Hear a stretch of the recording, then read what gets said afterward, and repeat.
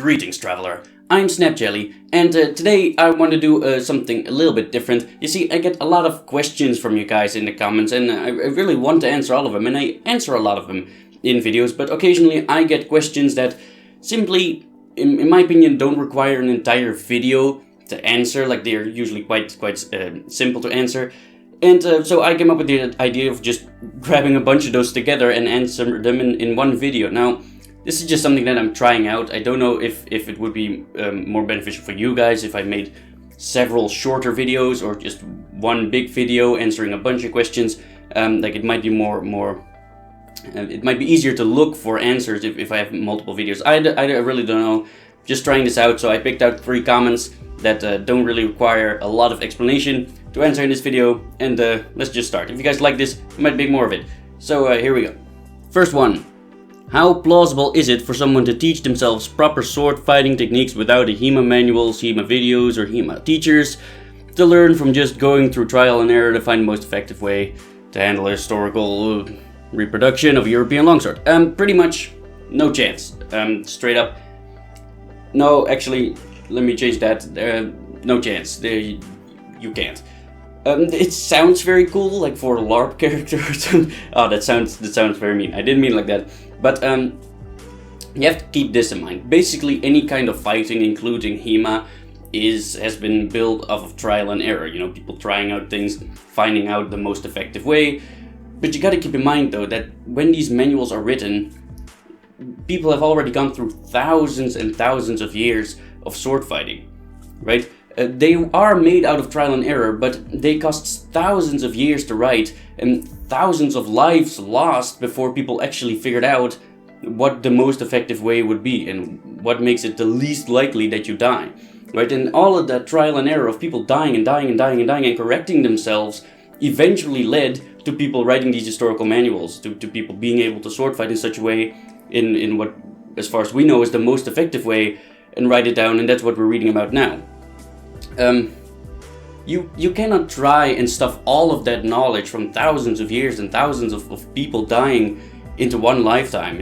If you try and do that all on your own with no help, and yeah, that's not gonna work. There's a lot of well, usually I call them like basic combat principles that are not that complicated, but that you just have to learn. And if nobody tells you, you probably just don't know, and it can be as simple as foot placement, right? So you really don't have a chance trying all on your own with no help. It's just not gonna work. You also have to keep in mind that there's nobody to correct you if you're doing something wrong, right? If you're all on your own, or even if it's just you and a friend sparring. Let's say you have a friend and you have no experience with anything, you're just trying out stuff. Eventually you get used to how you guys move, but you're not gonna get used to how anybody else might move. So you're just adapting to each other, and you're not actually gaining any skill. So you really can't become good at swordsmanship without HEMA school or HEMA manuals or anything. And even if you do read HEMA manuals, if you have no prior experience in swordsmanship or HEMA or even just reading manuals, because manuals can be very confusing, then it's probably not gonna go well. Just being honest here, you can't. Question number 2. Somewhat unrelated, what would be the easiest medieval weapon to use? Well, that kind of really depends on how you look at it, because if you look at, for example, a mace or a warhammer, those aren't very hard to use. All you have to do is thwack people with them, just whang, hit people, and there you go, you've used it effectively. But of course, if you have more experience with the weapon, and you can become more proficient with the weapon, but that doesn't mean that you, the person who's just thwacking people with it, is using it incorrectly. You're basically doing what it's made to do. And even maces, they're not very heavy either. Like, people think that they are heavy weapons, and people think that swords are heavy as well. But really, a lot of maces are not that much heavier than swords, if they even are heavier at all. They just have the balance point that's in the tip, whereas a sword would have the balance point not all the way in the guard, like Pirates of the Caribbean want you to believe, but usually a bit around here, a few inches from the guard into the blade. And a mace just has it all at the top. So that does make it a little bit harder for your arm to swing it around, but you don't require immense strength to do that or anything. So a mace would be pretty easy to use, but consider quite a weird scenario. If you would be butt naked on the battlefield and you have nothing but a mace, yeah, it's It's not gonna go well for you. Like, if you want a mace to be effective or a warhammer to be effective, you kind of need something else. Like, if you're fully armored and you have a mace, then if your opponent is more proficient in armored combat, then he's probably gonna win, yeah? But if you're both equally bad and you both have a mace or whatever, then just hit each other. You both you have about the equal chance. You're both using the thing properly, just hit each other. So, in that case, yeah, but then you need the armor, right? Or, like, if you have a warhammer and a buckler, that would make the warhammer quite a bit more effective, because blocking with a warhammer it's not impossible, but it's not as convenient and as dangerous for your fingers and stuff like that. But then, if you have a buckler, you need to learn how to use the buckler, which is not easy. So, if you look at it that way, a mace or warhammer would not be easy to use. It on itself, hitting, is not difficult. Whereas, you know, getting edge alignment right with a sword can be quite tricky for people who aren't used to it. So, in that regard, using a mace is easier than using a sword. But if you want to use it effectively as an actual weapon, it becomes harder again. So, if you're talking about the weapon that requires the least amount of skill and have the most effectiveness, then basically what you're looking for is a spear. Just straight up, using spears is not that hard. Again, you can become very proficient in using a spear, but even the biggest noob with a spear can get the pokey stick in the right direction and poke with it. And spears, they are incredibly quick, incredibly nimble, they are incredibly long.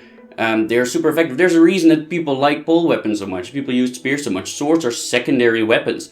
And also, like, people believe that a sword can chop through the shaft of a spear easily. That's rubbish. That's bullshit. That doesn't happen. Maybe after an entire battle, and you've gotten a few dozen thwacks to the shaft of your spear with a sword, yeah, those swords are gonna, like, dig into the wood a little bit, and at the end it might snap.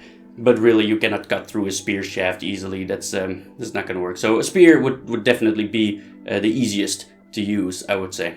Next question.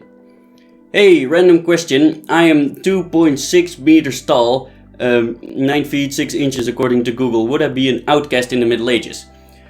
No, actually, I don't think so. Because if you look at, like, historical skeletons found on the battlefield in whatever scenario, there were skeletons found of people that were taller than you, actually. So we really have no reason to believe that people were an outcast in this time. Maybe in the Victorian era, that people got really uptight. Maybe at that point you would have been an outcast a little bit. But in the Middle Ages, it might also depend on region.